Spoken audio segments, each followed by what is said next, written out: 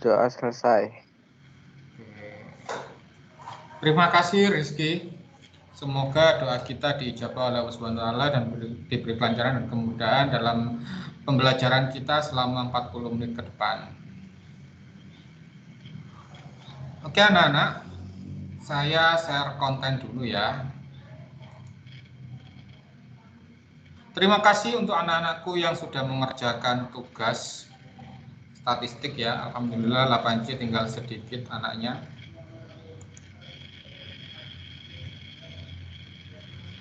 Untuk saat ini kita ke bab terakhir di semester ini. Dan ini harus kita selesaikan 3 minggu. Karena nanti setelah lebaran kita ada PAT ya, atau UKK, ujian kenaikan kelas. Dan bab kita yang terakhir adalah peluang. Oke, kelihatan anak-anak?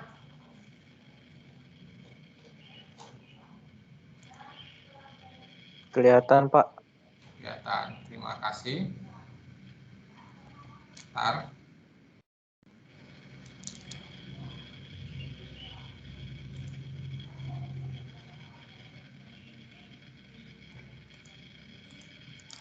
Oke anak-anak, kita ke bab terakhir yaitu peluang.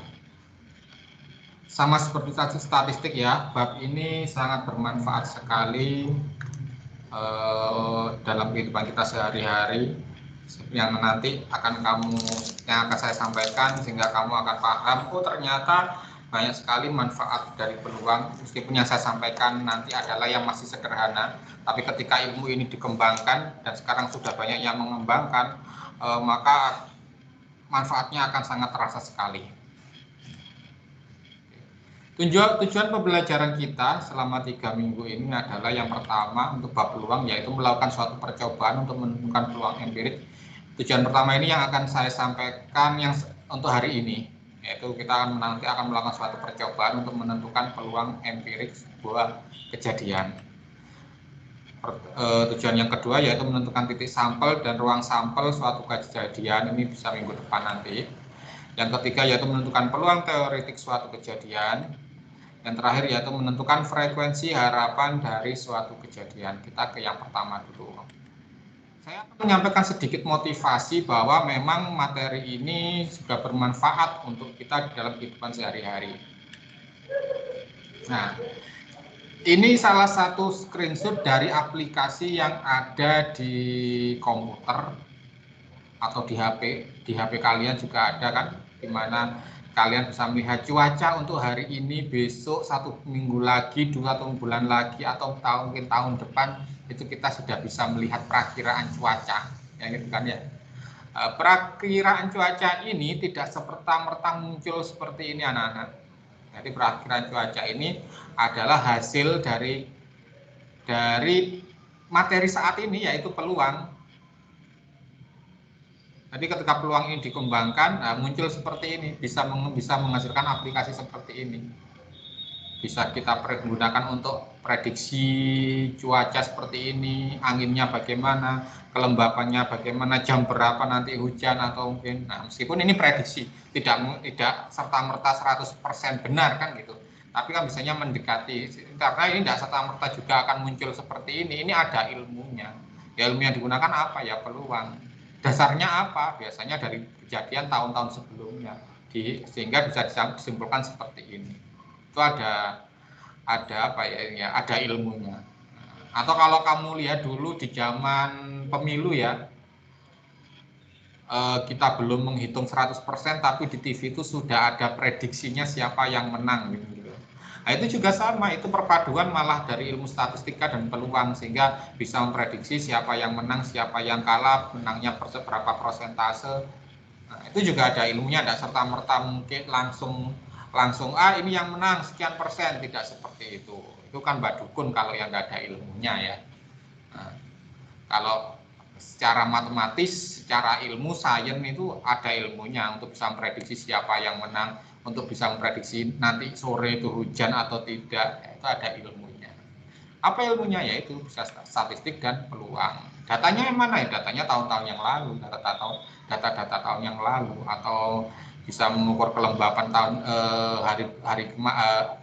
hari yang kemarin untuk diprediksi hari ini bisa terjadi hujan dengan angin sekian, kelembapan sekian, seperti itu. Itu anak-anak salah satu motivasi dari pembelajaran hari ini, bahwa apa yang kita pelajari selama ini ya memang ada di kehidupan kita. Jangan sampai kalian apa sih gunanya kita belajar ini kok tidak ada manfaatnya, tidak. Ya memang kita belajarnya kan sesuai dengan kemampuan kita. Tidak mungkin kan kita masih SMP sudah diajari yang cara memprediksi yang sulit-sulit seperti ini, ya tentunya yang sederhana-sederhana dulu. Tapi ketika ini naik ke level SMA, terus nanti kalian misalkan ada yang kuliah ke matematika, kuliah di statistik, akan belajar ini jelas. Bagaimana cara memprediksi dan sebagainya pasti itu. Jadi jangan sampai kalian berpikiran apa yang kita pelajari hari ini, pelajaran apapun tidak ada manfaatnya. Tidak. Pasti apa yang kita pelajari hari ini, baik itu matematika, mapel apapun, pasti ada manfaatnya, anak-anak. Meskipun itu kita belajar sejarah zaman dahulu, itu tetap ada manfaatnya. Jangan sampai kalian berpikir IPS kita belajar zaman dahulu, dinosaurus dan sebagainya tidak ada manfaatnya. Pasti ada manfaatnya. Oke ya, saya lanjutkan. Saya rasa motivasi kita hari ini cukup ya. Jadi untuk memberikan semangat bahwa apa yang kita pelajari ya memang ada manfaatnya.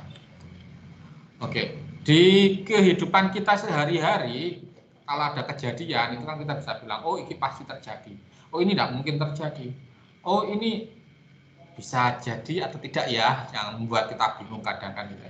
Nah di matematika juga ada seperti itu anak-anak. Jadi nilai sebuah kejadian juga ada 3 nilainya, yaitu pasti terjadi, ini bernilai 1, terus ada yang mungkin terjadi, bernilai antara 0 dan 1, dan mustahil terjadi, itu yang bernilai 0. Contohnya, apa sih yang pasti terjadi? Manusia mati. Nah, itu pasti terjadi, cuma kita tidak tahu kan matinya kapan. Nah, manusia mati atau hari kiamat itu kejadian yang pasti terjadi dan itu bernilai 1. Terus apa Pak kejadian yang mungkin terjadi? Ya sama, nanti sore hujan. Pak Sawah bilang seperti ini, nanti sore hujan. Apakah itu bisa dipastikan?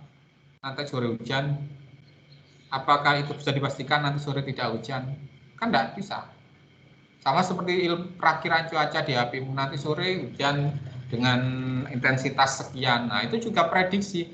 Nah, prediksinya itu tidak bisa dipastikan. Nah, yang tidak bisa dipastikan itu loh kejadian yang mungkin terjadi.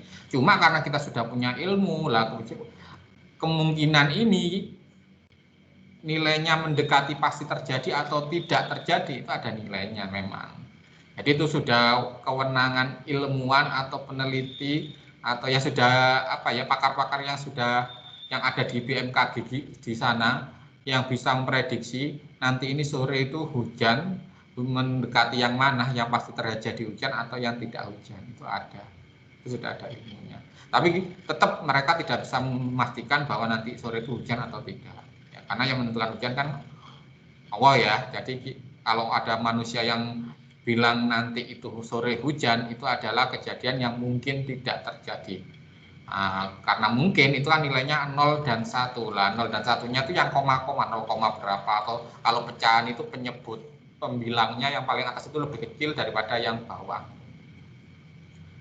Nah itu ada ilmunya nanti. Mungkinnya itu mendekati yang pasti atau yang tidak, itu ada ilmunya. Itu silakan di orang-orang wilayahnya BMKG kalau itu anak-anak. Dan juga ada kejadian yang mustahil terjadi atau bernilai 0 ya. Apa ya contohnya kejadian manusia lahir dari batu, nah, itu kan tidak mungkin terjadi ya, jadi nilainya 0. Atau yang sederhana seperti ini aja. Kamu bisa lihat gambar ini gambar apa anak-anak ya? Halo? Ular tangga, Pak. Ular tangga ya, kan kalian sering main ular tangga dulu, sekarang nyekeli HP tok kan itu. Dulu enggak zamannya HP kan masih senang main kumpul-kumpul, main ular tangga, monopoli. Untuk bisa menjalankan pion-pion itu kalian menggunakan apa? Apa ya biasanya dilempar? Dadu. Dadu, pinter. Dadunya kan biasanya bersisi 6 ya, ada titiknya 1, 2, 3, 4, 5, sampai 6 lah. Nah ini akan saya contohkan, ketika saya melempar dadu, Saya bilang, wah ini pasti ini yang muncul adalah angka 8. Nah, kira-kira kalau saya bilang ini yang muncul angka 8, itu masuk kategori yang mana itu? Pasti terjadi, mungkin terjadi, atau mustahil terjadi?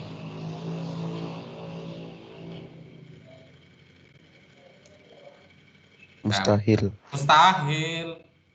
Karena dia cuma 1 sampai 2 sampai 6. Wolune ndak ono kok ngomong wolu, kan mustahil terjadi. Tapi ketika saya kocok dadu terus saya bilang, ini yang muncul adalah bilangan yang kurang dari 7. Nah, kira-kira masuk yang mana itu? Kejadian yang mana itu?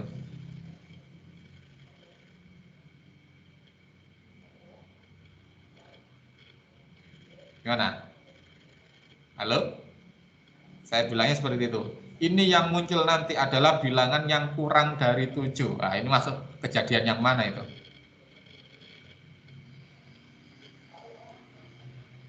Halo? Pasti terjadi. Pasti terjadi. Kenapa yuk? Yang kan di sana kan 1, 2, 3, 4, 5, 6. 1, 2, 3, 4, 5, 6 kurang dari 7. Ya pastilah. Nah, tapi kalau saya kocok lagi terus saya bilang seperti ini, yang keluar adalah angka 3. Nah, kira-kira tuh yang saya sampaikan itu masuk kejadian yang mana kalau seperti itu ya? Mungkin terjadi. Mungkin terjadi, karena kita tidak bisa memprediksi. Ya benar 3 ada, tapi apakah pasti 3 yang muncul? Belum tentu. Bisa juga 4, 5, 6, dan selainnya. Itu ya, sudah bisa membedakan ya. Oke, saya lanjutkan. Nah, sekarang kita masuk ke putusan yang fair atau adil. Apa sih keputusan yang fair atau adil itu? Untuk mendapatkan keputusan yang adil atau fair, nah, ketika kita membuat ada kejadian ya, untuk mendapatkan keputusan yang adil atau fair, kita harus menggunakan cara yang adil atau fair juga. Fair atau adil harus memberikan kesempatan yang sama kepada setiap pilihan. Silakan ini screenshot dulu Rizky. Kalau sudah saya kasihkan contohnya, maksudnya apa ini?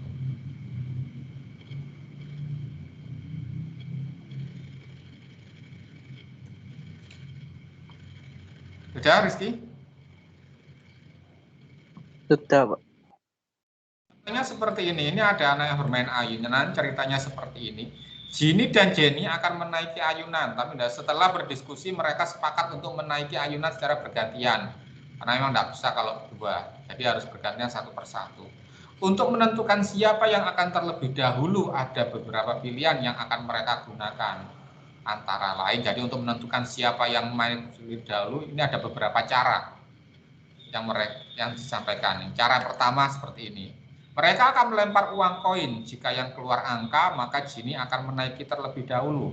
Begitu juga sebaliknya. Jadi kalau misalkan yang keluar bukan angka atau sebaliknya, maka yang naik dulu adalah Jenny kan gitu ya. Nah, sekarang ada cara yang kedua. Cara yang kedua seperti ini.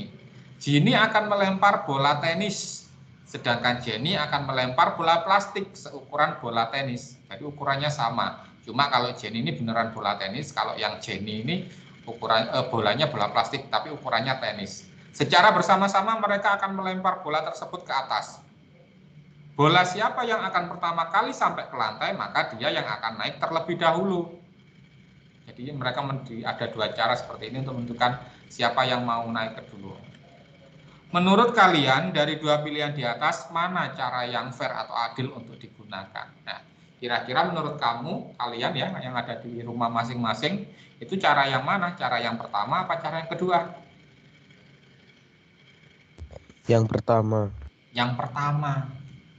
Kenapa ada yang kedua? Ada yang bisa membantu Yang jawab? kedua nggak sebanding, Mbak. Nggak sebanding. Yang kedua nggak sebanding. Iya, ya. Jadi kalau kita lempar koin kan kita jelas ada dua, kalau nggak angka gambar. Dan kita tidak bisa memprediksi mana dulu yang muncul, angka atau gambar. Tapi kalau yang nomor 2 kita lempar bola tenis sama bola plastik, kita bisa memprediksi, sudah bisa bukan prediksi lagi, malah sudah bisa memastikan mana yang sampai dulu. Pasti kalian sudah belajar fisika kan ya. Jadi yang berat itu ya pasti logor disit. Nah, nek kapas muter-muter kan gitu kan logikanya. Jadi sudah pasti Gini nanti yang akan lah. Mana yang disebut pilihan yang fair itu yang pertama, karena bisa memberikan keadilan buat mereka berdua. Tapi kalau yang pertama, yang kedua tidak adil itu. Biasanya kamu gitu kan ke adikmu kan ya, senengane ngakal-ngakali gitu. Nah, itu berarti bukan cara yang fair ya. Jadi calon sekali lagi gunakan cara yang fair atau cara yang adil. Sama juga seperti ini, misalkan kamu goncengan sama adikmu mau ke toko A, kamu mau ke toko B. Nah, ini bingung, aku disik, saya dulu kan gitu kan biasanya. Nah, terus kamu memberikan cara seperti gini wes, kalau di lampu merah depan itu muncul lampu hijau, berarti adik dulu. Kalau muncul warna lampu merah atau kuning, nah, berarti kakak dulu. Itu adil enggak? Adil enggak seperti itu ya? Halo? Kira-kira penawaran seperti itu adil apa tidak? Adiknya hijau, kalau kakaknya merah dan kuning. Kira-kira adil apa enggak?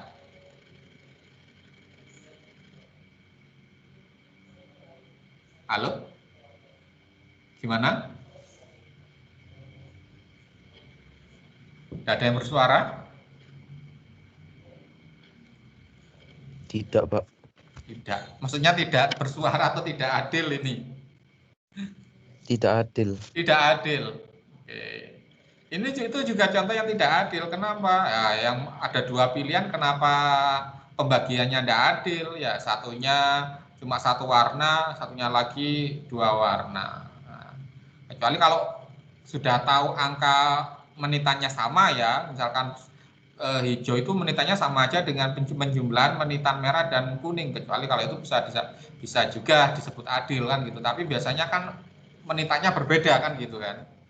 Nah, itu juga tidak adil juga. Atau seperti ini, kita sama-sama sekarang tidak bicara itu dosa atau tidak ya. Gini wes, kalau kalian ngerjakan soal ulangan misalkan, nah pilihan ganda itu kan A, B, C, D. Biasanya kalau dulu di SD mungkin kalian tidak bisa, biasanya lempar dadu. Nah itu adil enggak? Nah, itu juga enggak adil anak-anak. Kenapa? Nah, pilihannya sampai D, A, B, C, D ada 4 lah, dadunya sampai 6 sisi kok. Itu kan juga enggak adil. Tanpa kita melihat itu benar atau salah ya, tapi itu jelas tidak adil buat kita. Atau misalkan menghitung kancing baju, loh, pilihannya ada 4 A, B, C, D, kancing bajunya ada 5, nah itu juga tidak adil juga. Itu ya salah, itu ada bayangan, jadi ya kalian sudah mulai bisa membayangkan contoh yang adil sama yang tidak adil itu yang bagaimana. Jadi ya objeknya itu ya harus sama,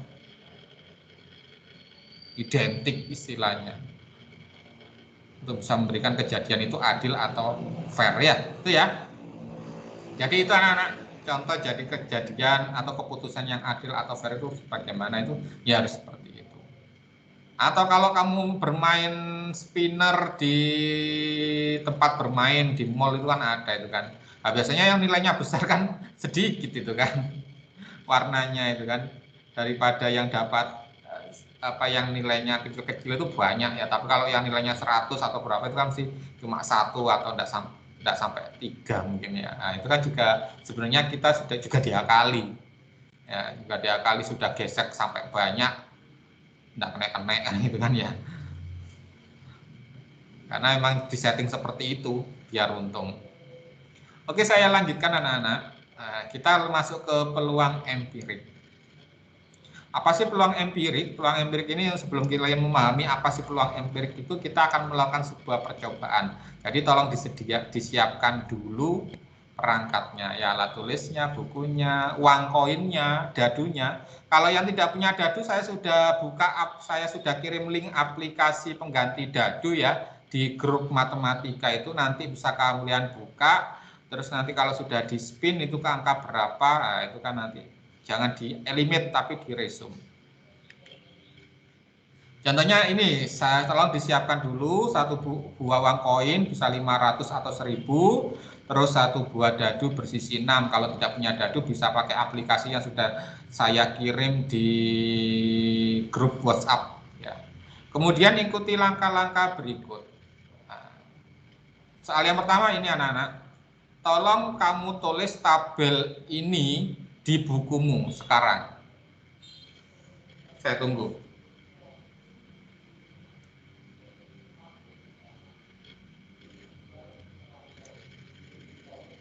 Atau Rizky di screenshot dulu aja, terus di share biar nanti kalau waktunya tidak sempat biar punya datanya.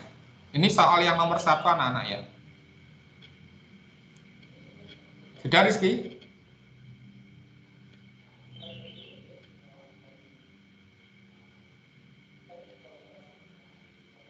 Halo Rizky?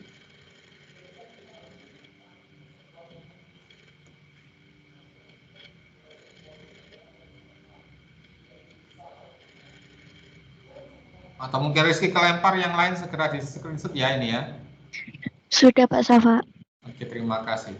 Nah, silakan ini langsung digambar aja tabelnya aja ya yang kamu tulis di bukumu nomor 1. Gambar uangnya tidak usah digambar.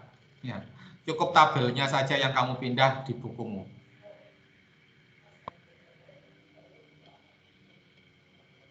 Ini nomor 1.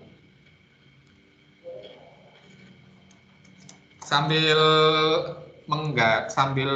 buat tabel, sedikit saya sampaikan ya. Setelah itu uang yang kalau kamu dapat 500 atau 1000 yang kamu pegang saat ini, kalau ada tulisannya 500 atau 1000 itu kita sepakati dia angka anak-anak. Ini. Ya, kita sepakati ini angka. Jadi kalau kamu ada tulisannya 1000 atau biasanya 500 besar gitu ya, ini kita sepakati angka. Lawannya atau baliknya kita anggap dia sebagai gambar. Nah, kalau tabel ini sudah kamu buat, kemudian lempar satu buah uang koin sebanyak 40 kali. Tapi jangan langsung kamu lempar sebanyak 40 kali, kamu lempar sekali. Setelah itu kamu lihat yang muncul apa? Oh, muncul angka, maka kamu terus di sini. Nah, ini lemparan pertama. Lemparan kedua kamu lempar lagi, oh angka lagi, kamu terus lagi di sini. Kamu lempar lagi, oh muncul gambar, kamu terus sini. Kamu lempar lagi, oh muncul gambar lagi, kamu terus sini sampai 40 kali. Setelah itu kamu hitung, oh ternyata yang muncul angka itu sebanyak 22 kali. Kalau gambarnya dihitung munculnya sebanyak 18 kali. Oh benar ini di total ada 40. Itu ya. Dan ini kalau benar-benar dilakukan percobaan anak-anak ya, jangan dikarang. Nah, setelah itu untuk yang kolom keempat, ini kolom pertama, kolom kedua, kolom ketiga, kolom keempat, bisa kamu tulis 1, 2, 3, 4-nya ya. F ini kan kolomnya adalah F per NP, F-nya itu ini, F ini NP-nya ini ya. Jadi kalau yang muncul isi angka, F per NP-nya itu 22 per 40. Kalau muncul sisi gambar itu 18 per 40. Paham ya?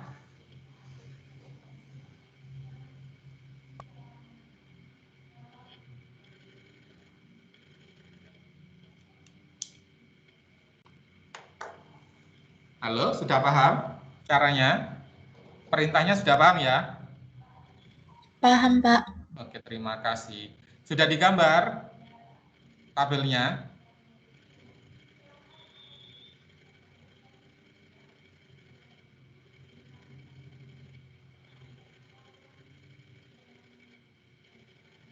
Sudah?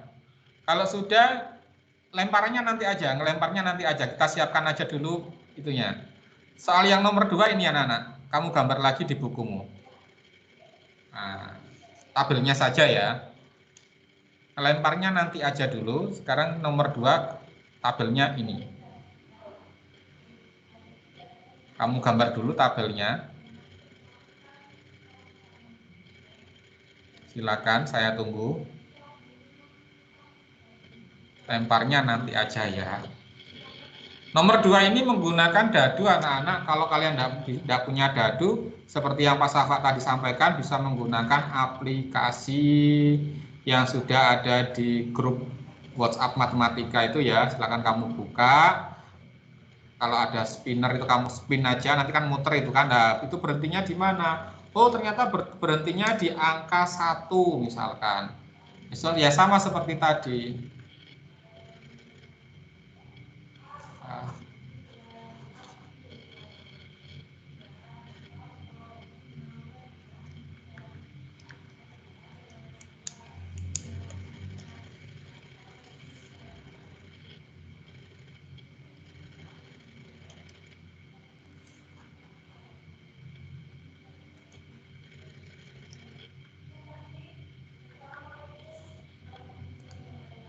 Nah, jadi misalkan kamu spinner, oh berhentinya di mata dadu 1 ya, kamu klik aja di sini 1, di angka 1. Terus kamu resume, jangan di eliminate ya, tapi di resume. Di resume, terus kamu spinner lagi. Spinnernya itu boleh beberapa kali, terserah, biar muternya semakin banyak kamu pencet spinnernya, muternya kan semakin banyak nanti. Kalau kamu mencetnya 1 ya berarti muternya sekali. Enggak, itu kalau bisa spinner mencetnya itu beberapa kali, 2 atau 3, biar muternya itu apa ya, kenceng gitu ya. Ternyata setelah itu berhentinya di 3 ya, kamu terus lagi 3 ini. Nah, terus resume lagi ya sampai 60 kali. Sampai 60 kali, caranya sama. Nanti di total dari terus ini mata dadu 1 itu berapa, 2 berapa, 3, 4, 5 dan 6 harus berapa. Dan totalnya harus 60 karena di sini saya mintanya itu kan 60 kali ya.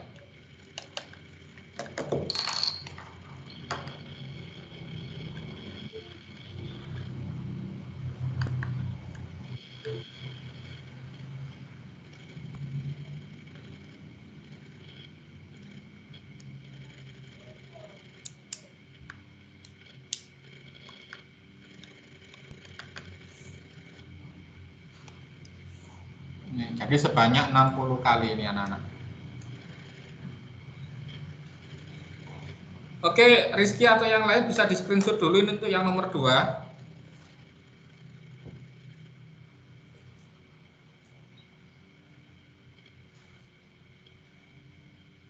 Sudah? Yang pertama tadi belum ke screenshot, Pak. Oh gitu, yang ini. Ya, ini screenshot dulu aja, enggak apa-apa. Sudah? Ampun, Pak. Yang ini sudah? Ampun. Sudah, ya screenshot dulu ya. Silakan digambar dulu, sediakan tempatnya dulu. Ngelemparnya nanti saja. Selanjutnya yang nomor ketiga anak-anak. Nah, ini di screenshot dulu. Ini, nah ini silakan di screenshot dulu Rizky ini.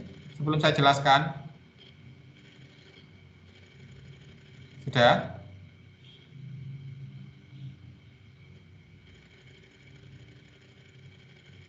Nah, soal nomor 3 ini, setelah kalian selesai melakukan percobaan, setelah melempar koin sudah, melempar dadu sudah, nah kalian silakan menghubungi 2 teman yang masih satu kelas dengan kalian. Jadi nomor 3 itu kamu tulis saja siapa nama temanmu yang kamu hubungi, nomor 1 dan 2 siapa ya. Setelah itu saling menukar informasi dan tanya dan membandingkan hasil percobaan kalian.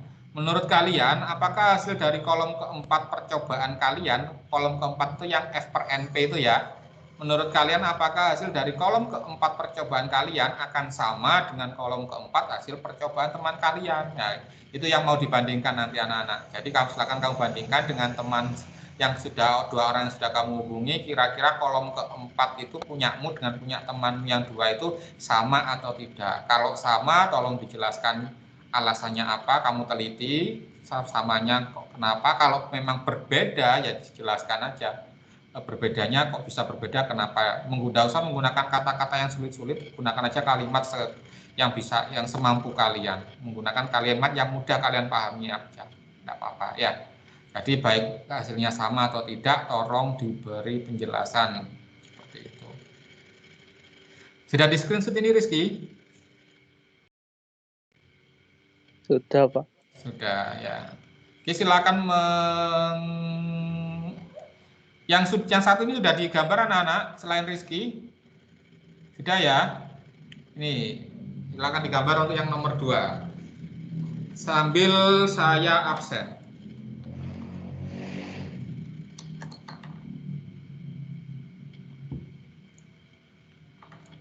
Oke, sebelum saya absen dulu saya sampaikan pengumpulannya bagaimana ini. Kalau kalian nomor 1, 2, dan 3 sudah selesai, tolong itu difoto. Paham ya? Hasil foto kalian tolong dikirim ke Rizky Zaidan. Halo, Rizky Zaidan ada enggak?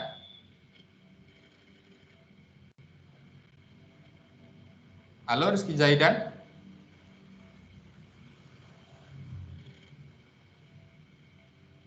Halo?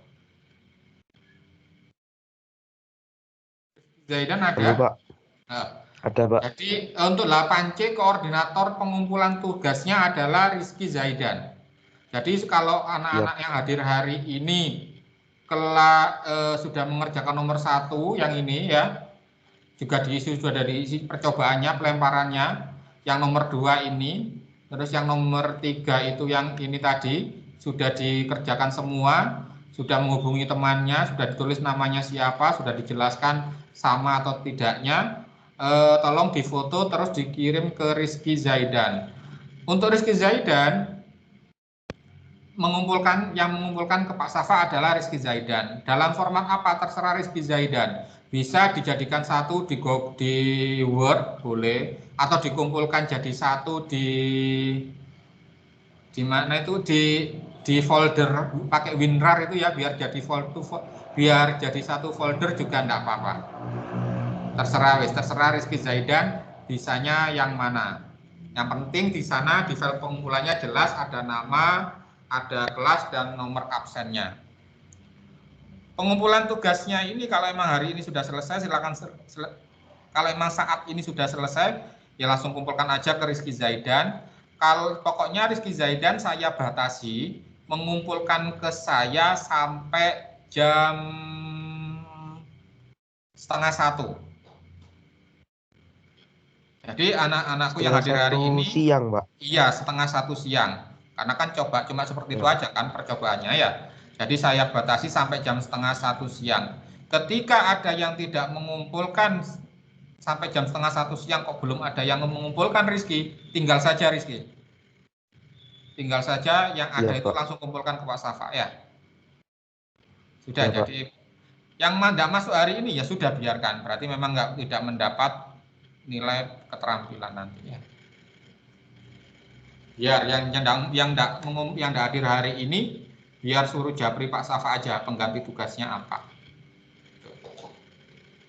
Dan yang terlambat sampai 12:30 ya sudah tinggal saja tidak apa-apa. Itu ya Rizky ya. Iya, Pak. Sanggup Rizky ya. Terima kasih ya. Sanggup. Oke.